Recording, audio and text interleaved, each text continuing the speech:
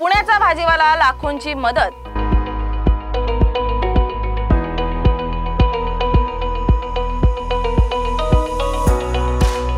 पुण्यातील एका साध्या रस्त्यावरील भाजी विक्रेत्याने महाराष्ट्रातील पूरग्रस्तांसाठी लाखोंची मदत केली आहे, जी लाखो लोकांसाठी दिलासा ठरली आहे। हे उदाहरण दाखवते की खरी माणुसकी आणि समाजसेवा कशी दिसते। मराठवाड्यासह महाराष्ट्रात मुसळधार पावसाने अनेक ठिकाणी पूरस्थिती निर्माण केली आहे। घर, शेती, संसार उद्ध्वस्त झाल्याने अनेक लोक हवालदिल झालेत। या परिस्थितीत पुण्यातील चरण वनवे नावाचे एक भाजी विक्रेता आपल्या माध्यमातून पूरग्रस्तांसाठी मदत करण्यासाठी पुढे आलेत। शनिपार चौकातील पदपथावर भाजी विक्री करत असलेल्या वनवे यांनी मुख्यमंत्री सहायता निधीला तब्बल 1,13,740 रुपये सुपूर्द केले। या मदतीसाठी त्यांनी आमदार हेमंत रासने यांच्यासह मुख्यमंत्री देवेंद्र फडणवीस यांच्याकडे धनादेश सुपूर्द केलाय। वनवे हे शंकर महाराजांचे निस्सीम भक्त आहेत। त्यांच्या घरातील महाराजांच्या पादुकांसमोर एक डब्बा आहे, ज्यात भाजी विक्रीतून दररोज 100 रुपये बाजूला ठेवले जातात। ही बचत नैसर्गिक आपत्तीग्रस्तांसाठी केली जाते। त्यांच्या आईने कोरोनाच्या काळात गरजवंतांसाठी मदत केली होती आणि या शिकवणीचा वारसा वनवे पुढे नेत आहेत।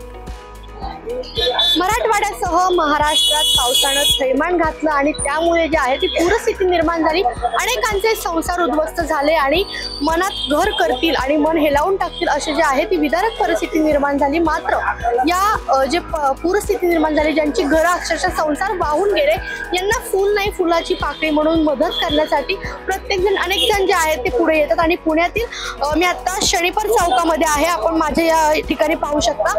या शनिपार चौकामध्ये पदपथावर म्हणजे फुटपाथवर भाजी विकणारे जे दादा आहेत चरण वनवे यांनी एक छोटीशी मदत या पूरग्रस्तांपर्यंत पोहोचण्यासाठी आज मुख्यमंत्री देवेंद्र फडणवीस यांच्याकडे 1 लाखभराचा जो धनादेश आहे म्हणजे चेक जो आहे तो दिलेला आहे। आणि या पूरग्रस्तांना मदत म्हणून त्यांनी जो हा चेक जो दिलेला आहे आपण त्यांच्यासोबतच बोलणार आहोत। दादा, तुम्ही पूरग्रस्तांना मदत म्हणून मुख्यमंत्र्यांकडे चेक दिलाय, नेमकं ही संकल्पना कशी सुचली, का द्यावं असं वाटलं आणि फडणवीस साहेब काय बोलले यावर? काय ही सुरुवात केली तर मग ते 2021 पासून 2021 मध्ये माझी आई गेली। माझ्या आईला कॅन्सर होता, माझ्या आईचा हात कट केला होता, पण माझ्या आईचे आम्हाला जे संस्कार आहेत ना ते आम्ही कायमस्वरूपी आमच्या स्मरणात आहे। कारण आमच्या आईने त्या पिरियडमध्ये काय म्हटली की तुम्ही बाळांनो माझ्यावरती इतका लाखो रुपये खर्च करताय, माझं दुखणं थांबत नाहीये, मी थोडं सहन करेल, पण हे 1 लाख रुपये आज तुम्ही कोरोनाग्रस्तांना द्या। त्यावेळेस आम्ही 1 लाख रुपये कोरोनाग्रस्तांना दिले होते, तेव्हा मी सगळ्यांनी दखल घेतली होती माझ्या आईची। तर माझं सांगायचं, आमच्या आईचं आम्हाला सांगायचं असं होतं की तुमच्या घरात जर 1 रुपया असेल तर तो कुणाच्या कामी आला तर तो खरा मोलाचा आहे, नाही तर दुःखाचा डोंगर येतो घरामध्ये। त्यामुळे हे आम्हाला सारखं आम्ही देत राहायचो। आम्ही सारखं फक्त दान करणे, आपल्याला जेवढं शक्य होईल ना तेवढं द्यावं। 100 रुपये ना 2 रुपये द्या, पण ह्या हाताने दिलेले ह्या हाताला कळून द्यायचे नाही। आता मी तुम्हाला सांगू का, मला शंकर महाराजांचं मी बघतोय। शंकर महाराज मला इतकं देतात ना, माझी शंकर महाराजांवरती विश्वास आहे, श्रद्धा आहे, अंधश्रद्धा नाही। माझा विश्वास आहे त्यांच्यावरती, ते मला हवं ते देतात। मग मला एका भक्तानं शंकर महाराजांच्या 6 किलोच्या पादुका मला दिल्या। ते म्हटले फक्त कुणाला सांगू नको। मग त्या पादुका माझ्या घरात होत्या, त्या पादुकांपुढे एक बॉक्स ठेवला होता मी, त्यात माझ्या धंद्यातले मी रोज 100 रुपये टाकायचो आणि शंकर महाराजांना सांगायचो या दिवशी कुठं नैसर्गिक आपत्ती त्या दिवशी मी हा गल्ला फोडणार, आणि ते सरळ हाताने देऊन टाकणार। त्यात आपल्या खिशातले अजून पैसे टाकायचे। या भावनेतनं मी काल गल्ला फोडला, मोजले ते 1,13,740 रुपये होते। आणि त्याच परेडमध्ये आमच्या स्थानिक आमदार तिथले हेमंत रासने, ते नेहमी इथनं जातात आणि नॉर्मली कुणालाही भेटतात। ते मी हाक मारली तरी 2 मिनिटात थांबले। काल मी त्यांना विषय सांगितला तर ते म्हटले साहेब उद्या पुण्यात जा असेल तर तुला फोन करतो। तर त्यांच्यापेक्षा त्यांच्या बायको म्हणजे वहिनी रासने वहिनी, ह्यांचा मला सकाळी 7ला फोन, तुला भाऊंनी बोलवले। मग हेमंत भाऊंचा फोन, हेमंत भाऊ मला गाडीवर बसवलं। ते मला म्हटले बाळा मी कुठंच पुढे येणार नाही, कारण हा राजकीय विषय होतो।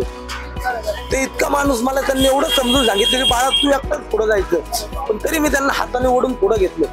मग त्यांच्या हस्ते तर रासनेंमुळे मी तिथपर्यंत गेलो। तर त्यांच्या हातात दिल्यानंतर फडणवीस साहेब मला म्हटले वेल डन, तुझ्यासारख्या मुलांची गरज आहे महाराष्ट्राला।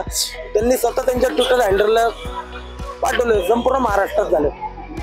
तर आपलं एवढंच सांगणं की आपण फक्त द्यायला आलतो। मला शेतकऱ्यांविषयी कळकळ होती म्हणून मी केलं। आणि माझे जे सर आहेत ना, कांबळे सर, ते नेहमी सांगतात, गोपाळ कांबळे सर आहेत त्यांचं नाव आहे, ते म्हणतात आपली ओंजळ भरलेली असते, ती रिकामी व्हायच्यात, वाटून मोकळं व्हायचं असतं। आता माझा भाजी धंदा आहे ना, मला जर असं वाटलं ना माझा लय माल राहिला आणि उद्या खराब होणार आहे, मी रात्री काय करतो, 1-2 आश्रम आहेत, अनाथ आश्रमात अपंग मुलं, अंध मुलं, ज्यांना कोणी बघत नाही, अशा संस्थेत देऊन टाकतो भाजी. प्रामाणिकपणा नाही ना, तुम्हाला माहिती का, आपलं काम करत राहायचं असतं, दखल घेणारे असतात ते. आणि मला त्यांच्यावरती विश्वास आहे. मी अंधश्रद्धेच्या विरोधात आहे, मला अंधश्रद्धा अजिबात आवडत नाही, पण महाराजांवरती माझा पूर्ण विश्वास आहे. शंकर महाराज खरंच शक्तीपीठ आहे पुण्याचं. शंकर महाराजांमुळे मला एवढी अक्कल आली, नाही तर मी खरंच गाढव होतो. माझी आई शंकर महाराजांमुळे कळाली मला. किती वर्षांपासून या ठिकाणी भाजी विकता आणि साधारणपणे दररोजचा पैसे म्हणजे या भाजी विकण्यातून किती येतो, धंदा किती होतो? हो, आम्ही गेले 40 वर्ष आलं भाजी विकतो इथं. हो, आमची 3री पिढी आहे. माझा जन्मच असा झालाय, मी माझ्या आईच्या पोटात होतो, आईला इथंच कळा मारायला लागल्या. कमलाबाई गोडबोलेमध्ये माझा जन्म झालाय, त्यामुळे आम्ही आईच्याच पोटातनं शिकून आलो.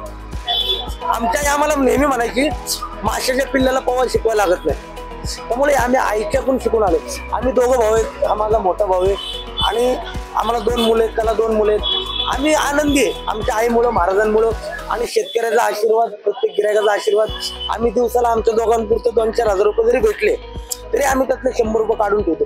आम्हाला कुठली व्यसन नाहीत, काय नाहीत, आम्हाला बाकीचा कुठला छंद नाही, फक्त हाच की आपला पिंड हाच आहे आमचा, भाजी विकणे.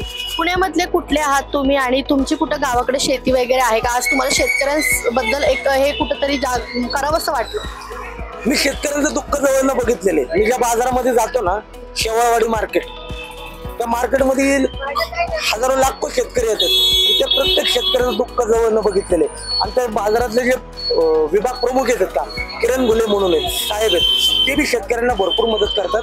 त्यामुळे मला शेतकऱ्यांविषयी लई कळकळ आहे. आणि मी इथं शनिवारला भाजी विकतो. मी राहायला बिबेडी गावामध्ये, बिबेडी गावठाणात.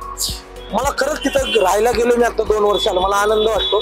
खरंच गावात आल्यागत वाटतं, कारण तिथं अजून ते वाडे वगैरे आहेत. मला एकदम असं फील गावाला आल्यागत वाटतं, त्यामुळे मी तिथं आनंदी आहे, मला एकदम मी छान आहे. आता तुम्ही जी आहे ती मदत तर दिलेली आहे सर्वसामान्य म्हणून, तुम्ही या पदपथावर भाजी विकून मदत पाठवली आहे.